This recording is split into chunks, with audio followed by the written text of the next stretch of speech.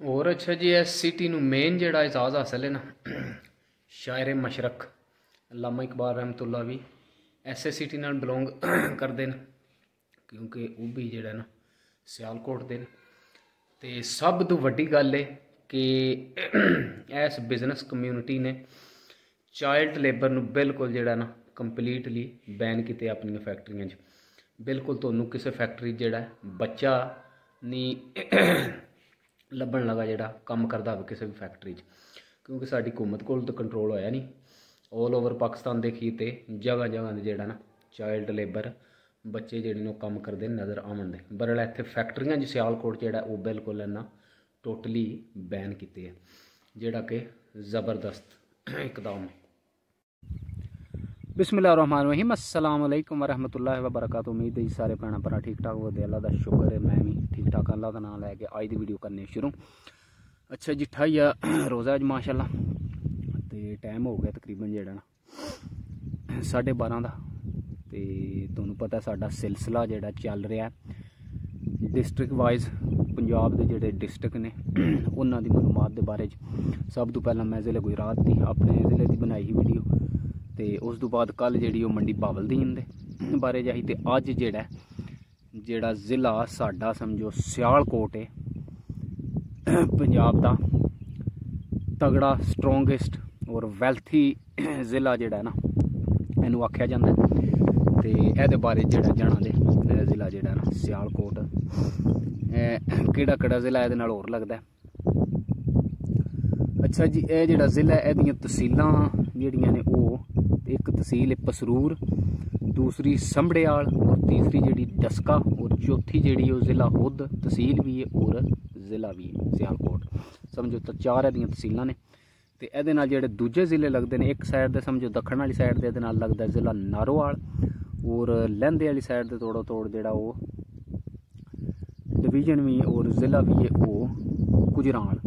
तो उरों परबत वाली साइड दे साडा दरियाए चनाब वाली साइड दे ज़िला गुजरात लगता है, और चढ़ते जिहड़ा इनू इंडिया ते इधर चढ़ते ते परबत लगता है इनू कश्मीर भी, जम्मू कश्मीर। अच्छा जी, ज़िला जिहड़ा बहुत ही तगड़ा मन्निया जाता है पूरे समझो पाकिस्तान च।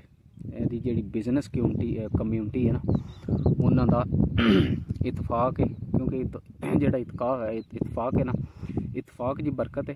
तो उन्होंने इन्ना को इतफाक है कि तुसी अगे जाके देखो तो कि इन्ना जिहड़े समझो काम किए ने अपने ज़िले च होर कोई मिसाल नहीं तुहानूं मेरे ख्याल च पूरे पाकिस्तान जिहड़ा ना वो अज ताईं नहीं मिलन लगी।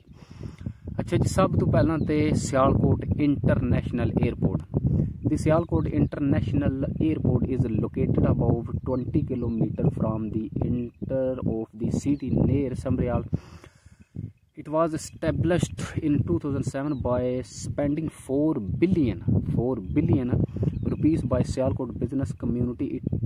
It is Pakistan only privately owned public airport and offers flights throughout Pakistan, with also direct flights to Bahrain, Oman, Saudi Arabia, Qatar, the United Arab Emirates, France, the UK and Spain.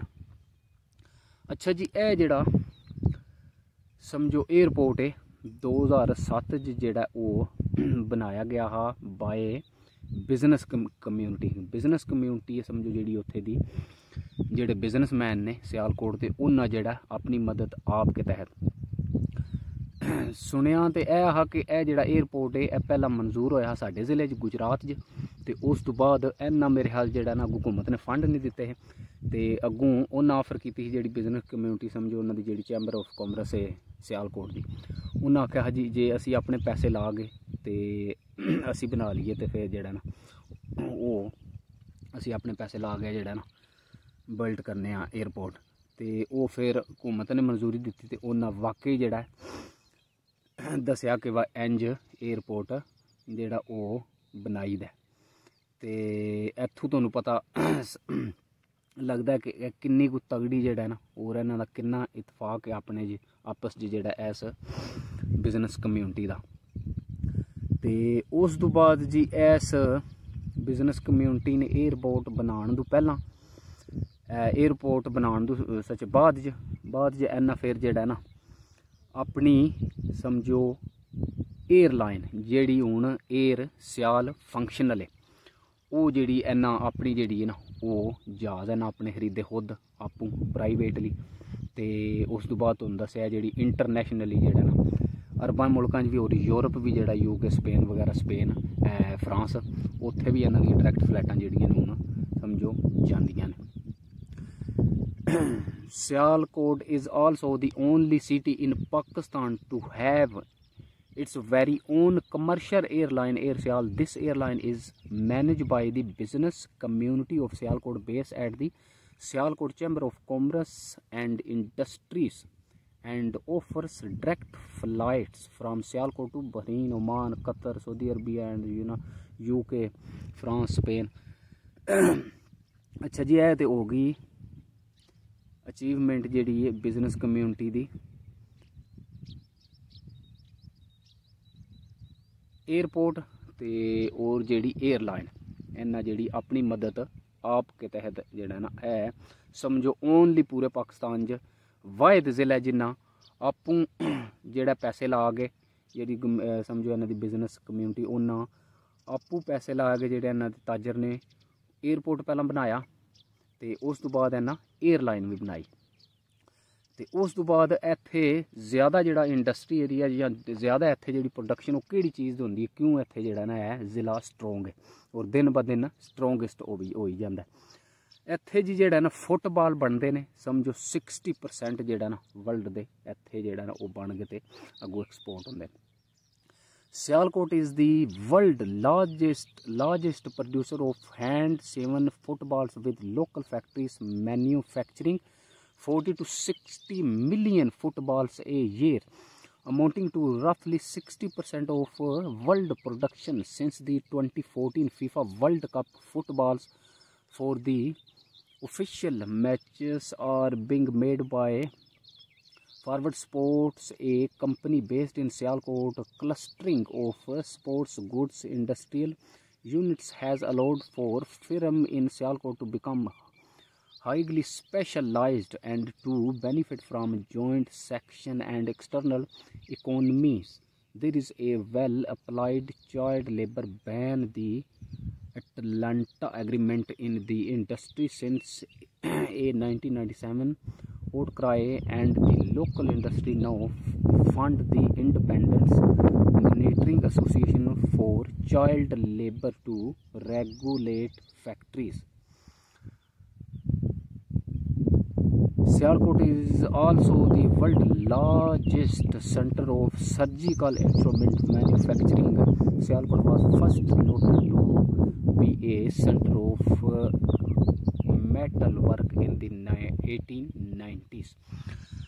अच्छा जी, तुसी देखिया है सियालकोट जेड़ा ना football manufacturing के लिहाज नाल बहुत ही अगे टुर गया, क्योंकि फीफा वर्ल्ड कप जेड़ा वर्ल्ड कप समझो दुनिया का सब तो महंगा तरीन और सब तो वड्डा वर्ल्ड कप होंदा, उहदे विच जेड़े ने इहदे फुटबॉल जेड़ा ना उत्थे सप्लाई होंदे ने।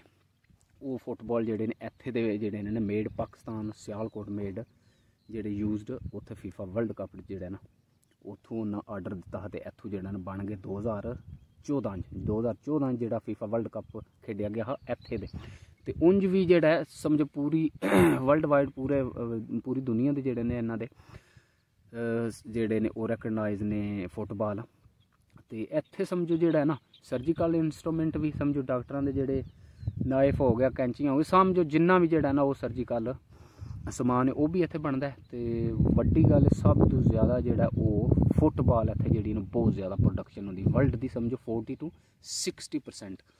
तो ये लिहाज नाल वो ज़िला जेड़ा है स्ट्रोंग तो स्ट्रोंगेस्ट हो ही जाता है। तो इन्हां दी जेड़ी अचीवमेंट समझो एयरपोर्ट की और एयर सियाल जेड़ी है ना एयरलाइन अपनी बनाई है। तो उस तो बाद जेड़ा ना इन्ना समझो बड़े बड़े होर भी जेड़े ने काम कीते ने अपनी मदद आप के तहत इन्हां दी जेड़ी बिजनेस कम्यूनिटी। और इन्हां दस्सिया है कि जरूरी नहीं असी जेड़ा ना डिपेंड करिए गौरमेंट लोकल गौरमेंट दे या जेड़ी पाकिस्तान जेड़ी गौरमेंट वो सानू दे ते असी जेड़ा तरक्की कर सकने। ਇਹਨਾਂ ਇਹ ਸਾਬਤ ਕੀਤਾ ਹੈ ਸਿਆਲਕੋਟ ਦੀ ਕਮਿਊਨਿਟੀ ਬਿਜ਼ਨਸ ਕਮਿਊਨਿਟੀ ਨੇ ਚੈਂਬਰ ਆਫ ਕਾਮਰਸ ਨੇ ਕਿ ਤਰੱਕੀ ਜਿਹੜੀ ਹੈ ਉਹ ਆਪਣੇ ਅੰਦਰ ਹੁੰਦੀ। ਤੇ ਮਾਸ਼ਾਅੱਲਾ ਜਿਹੜਾ ਨਾ ਇਹ ਜ਼ਿਲ੍ਹਾ ਤੁਸੀਂ ਅੱਜ ਉम्मीद है कि वीडियो पसंद आवे दी। देखा कि यह ज़िला जोड़ा ना है समझो पूरे पंजाब च नहीं पूरे समझो पाकिस्तान जिन्ना अपने आप नू मनवाया। तो सुबह इंशाल्लाह जोड़ा ना दूजे किसी ज़िले के बारे जाना दे। तो उम्मीद है कि तुहानू वीडियो पसंद आवे दी। जे वीडियो पसंद आवे तो फैसल शेरगढ़ जो चैनल है सबसक्राइब कर लो और नाल जो बैल आइकन का बटन है वह भी प्रेस कर लियो ताकि जी मैं नैक्सट वीडियो अपलोड करूँ तुहानू बसानी नाल पहुँच जाए। अल्लाह हाफिज़ जी।